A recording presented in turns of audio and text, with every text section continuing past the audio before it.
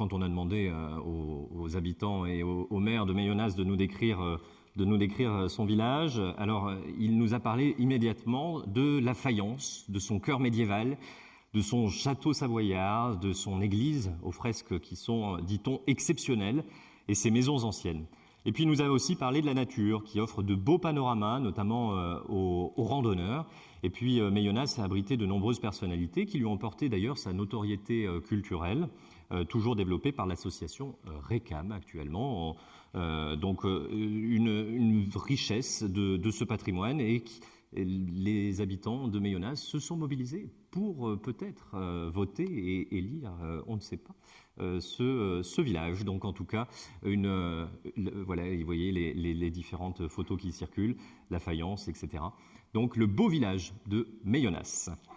Nous allons sans tarder remettre le trophée au village qui a reçu le plus de suffrages de la part des lectrices et des lecteurs du Dauphiné libéré, mais aussi du Progrès. Ça, c'est pour l'édition 2021. Et puis, pour les villages qui n'ont pas eu la chance de gagner cette édition, ils peuvent à nouveau concourir pour l'édition 2022. Je vous en dirai 2 mots tout à l'heure. Édition 2022 qui a débuté. Et puis, on sera sans doute amené à se revoir pour la remise du trophée 2022. Mais suspense à son comble, on l'a entretenu jusqu'au bout. On ne sait pas qui va gagner. Je vais inviter à nouveau Xavier Breton à me rejoindre pour qu'on puisse, dans un roulement de tambour exceptionnel, décerner ce trophée. Alors, avant de donner le nom, on va lancer le top départ avec un magnifique écran qui va nous révéler le vainqueur de cette année. Monsieur Breton, je vous laisse lancer le top départ. Quand vous direz top, la régie va magnifiquement allumer les écrans. C'est quand vous voulez. Eh bien, d'une voix tremblante, je dis top.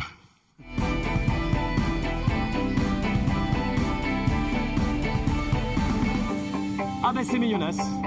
C'est Mayonnaise. Alors je crois qu'on dit d'ailleurs Mayonna, voilà, et non pas Mayonnaise. Non, les AS, on ne les dit pas. Il y a plusieurs communes avec des AS dans notre secteur.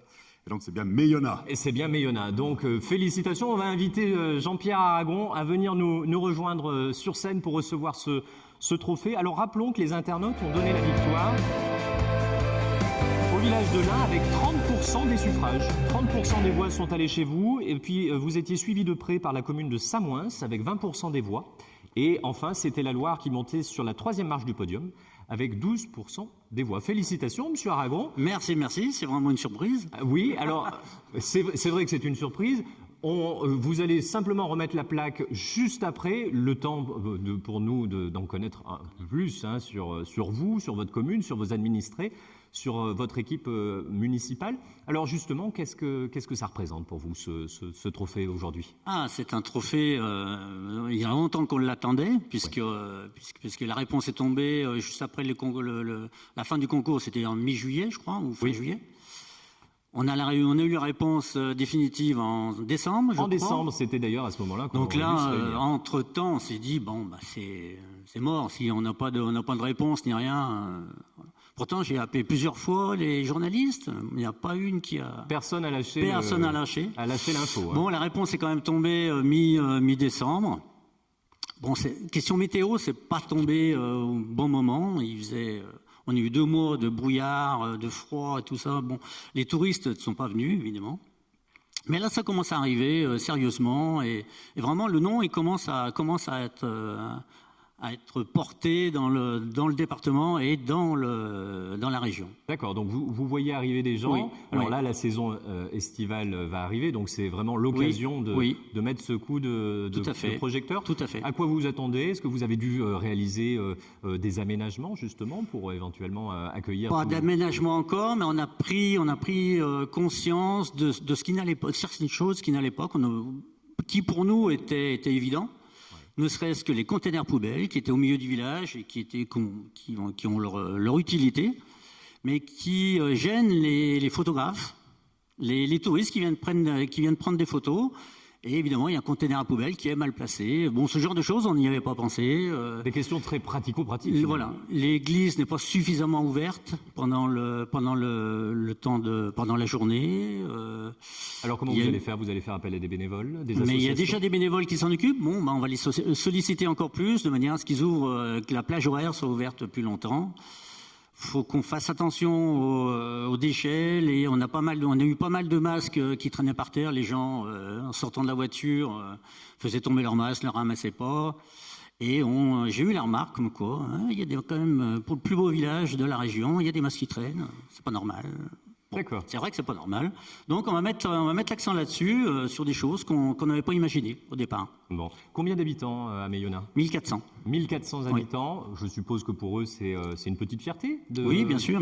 D'avoir... Oui, surtout que tout le monde s'est bien mobilisé. D'ailleurs, si on a fait un score comme ça, c'est que l'équipe qu'on était pour monter le projet, on a su donner, je pense qu'on a su, c'est ça qui a fait la différence, on a su donner vraiment l'impact à tout le monde, de faire connaître ce village à tout le monde, et ces personnes-là ont encore diffusé encore plus dans leur contact, de manière à ce arriver à un score comme ça.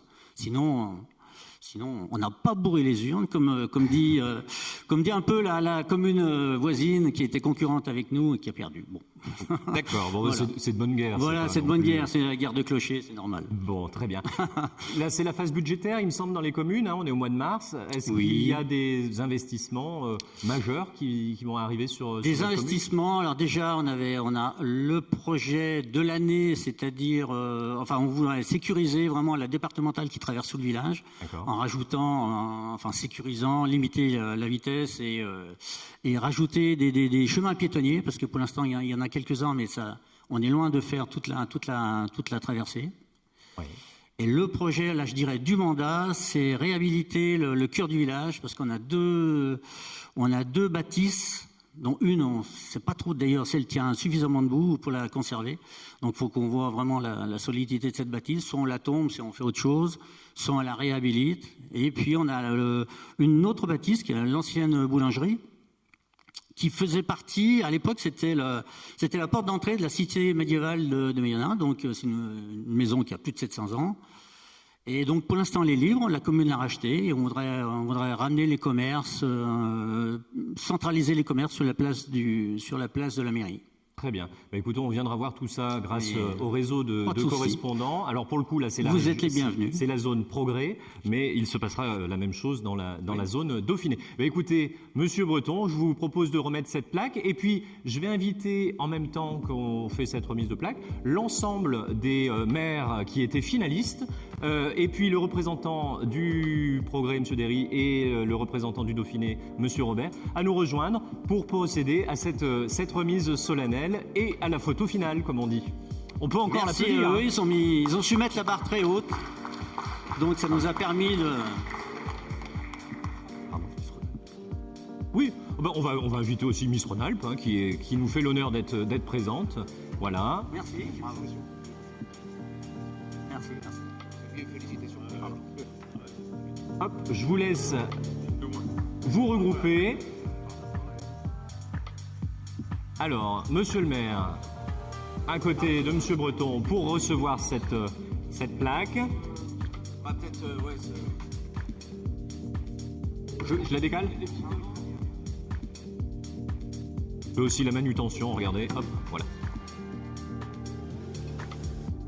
Fierté, beaucoup de plaisir et de fierté à vous remettre ce trophée du Mon Beau Village 2021. On peut l'applaudir.